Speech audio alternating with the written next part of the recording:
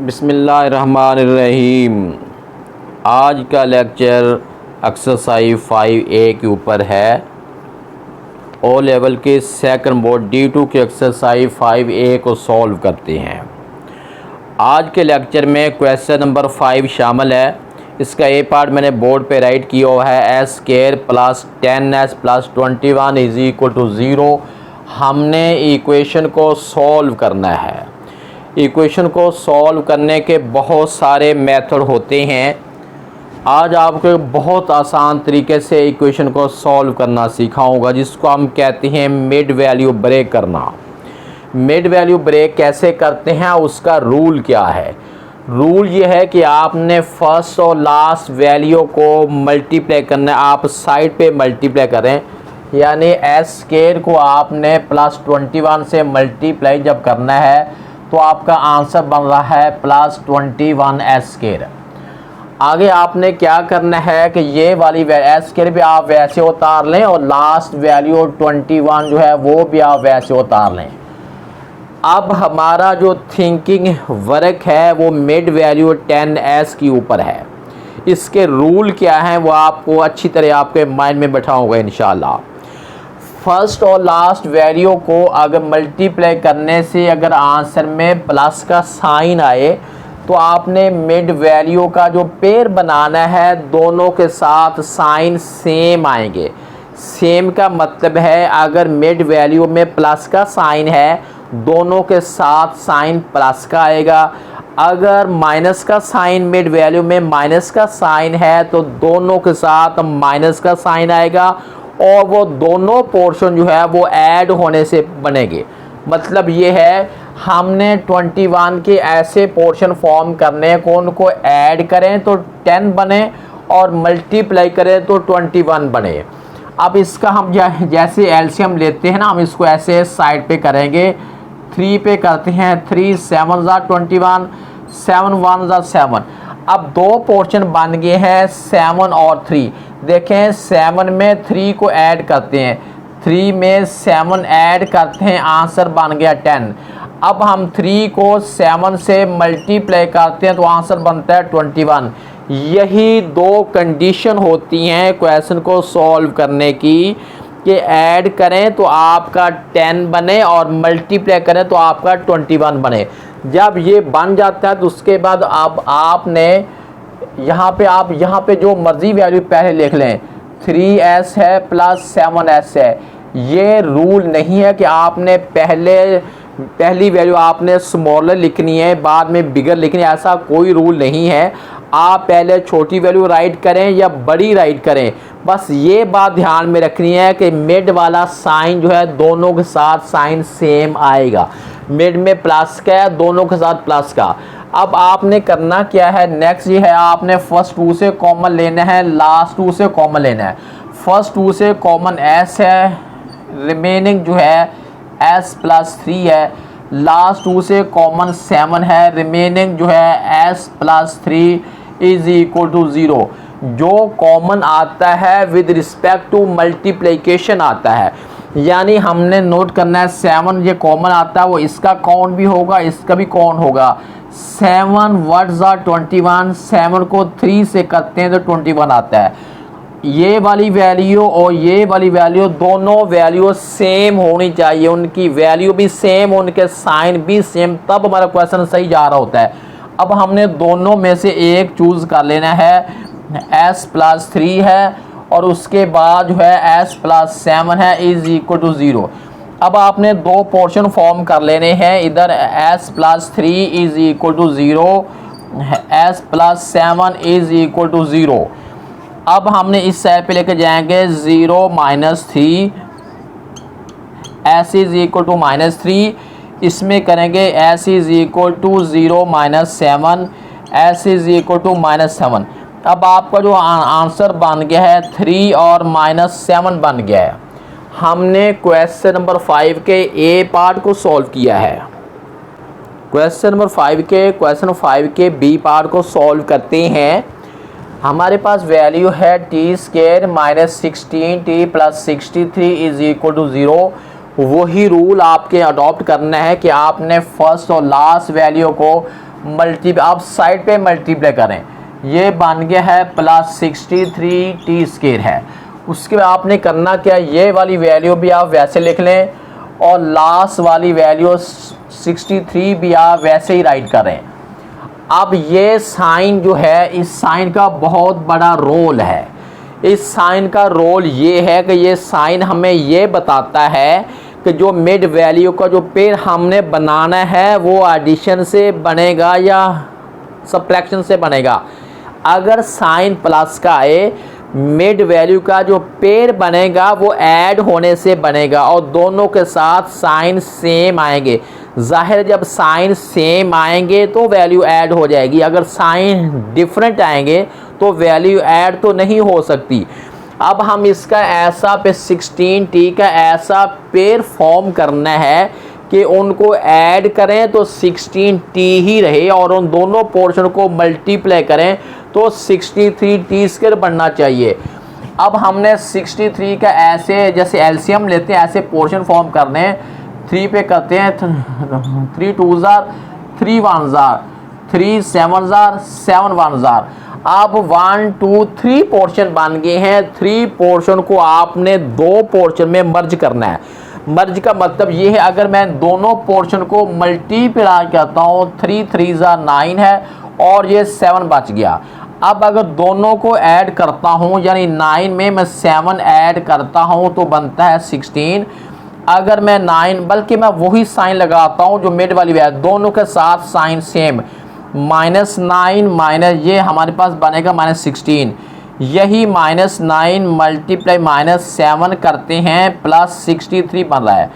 अब ऐड करने से 16 बने और मल्टीप्लाई करने से प्लस 63 बने। यही हमारी 2 कंडीशन होती हैं पेयर फॉर्मेशन की। अब आपने क्या करना है, यहाँ कोई रूल नहीं है कि आपने पहले वैल्यू स्मॉलर लिखनी है या बिगर लिखनी है, आप जो मर्जी राइट कर सकते हैं। -7t है, -9t है। अब हमने इन दोनों में से कॉमन लेना है, लास्ट 2 में से हमने कॉमन लेना है। दोनों में कॉमन t है, t दोनों में है। ये t² था, एक t आ गया बाहर, पीछे एक t बच गया, माइनस का साइन वैसे आ गया, ये t बाहर आ गया था, रिमेनिंग जो है जस्ट 7 है। अब यहाँ पे हमने देखना t तो दोनों में नहीं है, t तो कॉमन नहीं आ सकता। कॉमन का मतलब ये होता है जो दोनों वैल्यू पाया जाए वही कॉमन होता है। अब 9 के टेबल में 63 आता है, हमने 9 कॉमन ले लेना है और इधर से 9 तो बाहर आ गया था, रिमेनिंग t है। दूसरी बात, अगर बाहर माइनस का साइन आए तो अंदर वाला साइन चेंज हो जाता है। अब हमने देखना ये है कि 9 व्हाट ज़ा 63, 9 कितने ज़ार 63 होता है। 9 7 ज़ार होता है, हम 7 लिखेंगे इज इक्वल टू 0। ये वाली वैल्यू और ये वाली वैल्यू, इनर वैल्यू बिल्कुल एग्जैक्टली सेम होनी चाहिए। अगर सेम नहीं है हमारा क्वेश्चन रॉन्ग जा रहा होता है। साइन भी सेम हो, वैल्यू भी सेम हो, दोनों में से हमने एक लिख लेना है। t-7 है और इनमें से ये है t-9 इज इक्वल टू 0। अब हमने इसके 2 पोर्शन फॉर्म कर लेने हैं, t-7 इज इक्वल टू 0 और t-9 इज इक्वल टू 0। इसको हम लिखेंगे t is equal to 0 plus 7, t is equal to 7। इसमें हमने लिखा है t is equal to 0 plus 9, t is equal to 9। अब आंसर बन गया है 7 और 9। क्वेश्चन नंबर 5 का बी पार्ट सॉल्व कर लिया है। अब हम क्वेश्चन नंबर 5 के सी पार्ट को सॉल्व करते हैं। वो ये है u² plus 6u minus 27 is equal to 0। अब यहाँ पे हमने कुछ रूल, थोड़ा सा रूल चेंज करना है, वो आपने बेटा अच्छी तरह समझना है। फर्स्ट और लास्ट वैल्यू को मल्टीप्लाई करते हैं तो बनता है -27u² बनता है। ये माइनस का साइन ये इंडिकेट कर रहा है कि आपने मिड वैल्यू का जो पेयर बनाना है वो सब्ट्रैक्शन से बनेगा। अगर सब्ट्रैक्शन से बनेगा तो इसका मतलब ये हुआ कि एक के साथ साइन प्लस का आएगा और एक के साथ साइन माइनस का आएगा। जब साइन डिफरेंट होते हैं तो सब्ट्रैक्शन तब भी तो होती है। अगर साइन सेम हो जाए तो फिर तो एडिशन हो जाएगी। ये बात आप, ये साइन की ये इंडिकेशन है, ये बात आपने बहुत ध्यान से सुननी है और माइंड में बैठानी है। अगर फर्स्ट और लास्ट वैल्यू को मल्टीप्लाई करने से आंसर में माइनस का साइन आए, मिड वैल्यू का जो पेयर बनाना है सबट्रैक्शन से बनेगा, एक के साथ प्लस आएगा और एक के साथ माइनस आएगा, और मिड वाला साइन जो है हमेशा बड़ी वैल्यू के साथ आएगा। अब हमने 27 को एक साइड पे रखते हैं, जैसे एलसीएम लेते हैं 3 9 जार, उसके बाद है 3 3 जार, 3 1 जार। अब 1 2 3 पोर्शन बन गए हैं, हमने 3 को 2 में मर्ज करना है। अगर मैं दोनों को ज्वाइन करता हूं तो ये बन गया 9 और पीछे ये 3 बच गया। अब मैं इनको, ये तो रूल हमें ये बता रहा है कि इनको ऐड तो करना नहीं, सबट्रैक्शन करनी है। ये वाला साइन बड़ी वैल्यू के साथ आएगा, स्मॉल के साथ अपोजिट साइन आएगा। अब देखें बेटा, +9 में से इसे निकालेंगे तो आंसर बनेगा +6, मिड वाला बन जाएगा +6। अब हम क्या करते हैं, इसी वैल्यू को +9 को मल्टीप्लाई करते हैं -3 के साथ। जब डिफरेंट साइन आपस में मल्टीप्लाई हो रहे हो तो आंसर में माइनस का साइन आएगा। 3 9 जार 27 है, -27 बन गया। इसका मतलब है ये हमारा पेयर जो है ये सही है, हम इसको राइट कर लेते हैं। ये u स्क्वायर है और उसके बाद है +9u है, -3u है, -27 इज इक्वल टू 0। अब जब ये बात करते हैं कि एक के साथ प्लस आएगा, एक के साथ माइनस आएगा, अगला क्वेश्चन ये अराइज होता है कि कैसे पता चलेगा कि मिड वैल्यू का साइन स्मॉलर के साथ आएगा या मिड वैल्यू का साइन बिगर के साथ आएगा। ये बात बेटा हमेशा, ये जो मिड वाला साइन होता है ये बड़ी वैल्यू के साथ आएगा। मिड वाला ये नहीं समझना कि प्लस का साइन बड़ी के साथ, नहीं, मिड वाला साइन प्लस का है तो बड़ी के साथ प्लस आएगा। अगर मिड वाला साइन माइनस का है तो बड़ी के साथ माइनस आएगा, छोटी के साथ अपोजिट साइन प्लस का आ जाएगा। अब हमने फर्स्ट 2 में से कॉमन लेना है u, रिमेनिंग जो है u +9, लास्ट में से -3 कॉमन, रिमेनिंग जो है u +9 इज इक्वल टू 0। ये और ये दोनों सेम है तो हमने इसको सिंगल टाइम लिख लेना है, और जो बाहर वाले कॉमन लिए थे उनको हमने ज्वाइन कर, ब्रैकेट में ज्वाइन करना है। उसके बाद हम लिखेंगे u +9 is equal to 0, u -3 is equal to 0। इधर हम लिखेंगे u is equal to 0 -9, u is equal to -9, ये लिखेंगे u इज इक्वल टू 0 +3 और u is equal to +3। Answer बन गया है -9 और +3। 5A का क्वेश्चन 5 का C पार्ट सॉल्व किया है।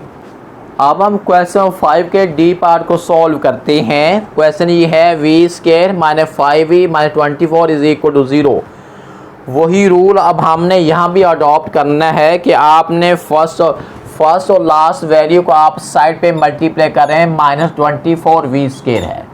ये माइनस का साइन ये इंडिकेट कर रहा है कि मिड वैल्यू का जो पेयर बनाना है वो सबट्रैक्शन से पेयर बनेगा, एडिशन से नहीं बनेगा। एक के साथ साइन प्लस का आएगा और एक के साथ साइन माइनस का आएगा। बड़ी वैल्यू के साथ साइन जो है ये मिड वाला आएगा, हाँ वो माइनस का है या प्लस का है। अब हमने ये v² को भी वैसे उतार लेना है, लास्ट वैल्यू -24 को भी वैसे उतार लेना है, क्योंकि अब इनका कोई रोल नहीं है। हमारा जो सारा काम है सोचने वाला, थिंकिंग टास्क हमारा जो है जस्ट -5v के ऊपर है। हमने ऐसा पेयर चूज़ करना है कि उनको मल्टीप्लाई करें तो -24 बने और उन दोनों पोर्शन को सबट्रैक्ट करें तो आंसर बनना चाहिए -5v। अब हम 24 को जैसे एलसीएम लेते हैं हमने वैसे करना है। हम 2 पे करेंगे 2 12 जार बनेगा, उसके बाद बनेगा 2 6 जार है, 2 3 जार है, 3 1 जार है। देखें 1 2 3 4 बन गए हैं। अब हमने 4 के 2 बनाने हैं। 2 हम फॉर्म करेंगे, कैसे फॉर्म करें, करें। अगर मैं इन तीनों वैल्यू को आपस में मल्टीप्लाई करता हूँ, 2 2 ज़ार 4, 4 2 ज़ार 8, ये 8 बन गया है और ये 3 रह गया है, ये पेयर बनेगा। अब हमने 8 में से 3 निकालेंगे, 5 आ जाएगा। 8 वाला साइन बड़ी के साथ -8 बनेगा +3 बनेगा। इन दोनों 8 में से ये निकालेंगे, -5 बन गया। चलो ये मिड वाला एक कंडीशन तो पूरी होगी कि इनको सबट्रैक्ट करने से -5 बने। अब दूसरी ये है कि इन दोनों को मल्टीप्लाई करने से आंसर -24 भी बनना चाहिए। अब देखें -8 है, मल्टीप्लाई +3 है, माइनस मल्टीप्लाई प्लस माइनस होता है, 3 8 ज़ा 24 है। दोनों कंडीशन जब पूरी हो जाती है तो इसका मतलब ये होता है कि अब हमने पेयर सही चूज़ किया है। अब आप जो मर्ज़ी वैल्यू पहले लिखें, ये 3v लिख दिया मैंने और 8v लिख दिया। ये वाला साइन हमेशा बड़ी वैल्यू के साथ आएगा, छोटी के साथ साइन फिर अपोजिट आ जाएगा, क्योंकि सेम साइन तो हम राइट कर नहीं सकते, क्योंकि वो साइन बताता है कि इस जो पेयर बनाना है आपने सबट्रैक्शन से बनाना है। अब आपने फर्स्ट 2 में से कॉमन लेना है v, रिमेनिंग जो है v +3, लास्ट 2 में से कॉमन 8 है, रिमेनिंग जो है v +3 = 0।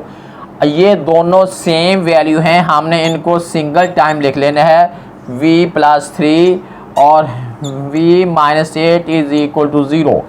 अब इसके दो पोर्शन फॉर्म करेंगे, v +3 = 0, उसके बाद है v -8 = 0। फिर हम लिखेंगे v = 0 -3, v = -3। इसमें हम लिखेंगे v = 0 +8, v = 8। आंसर बन गया है -3 और 8। ये आंसर बन गया। हमने क्वेश्चन 5 का डी पार्ट सॉल्व किया है।